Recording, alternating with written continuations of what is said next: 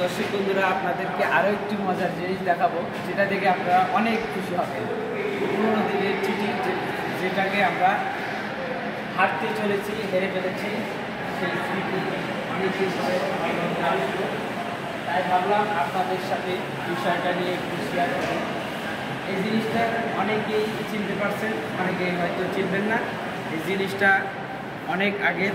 এই জিনিসটা তৎকালীন সময়ে লোকজন যখন বিবাহ করে থাকতেন বা বিবাহ করতে চাইতেন, তখন এই জিনিসটার নাম হলো পালকি।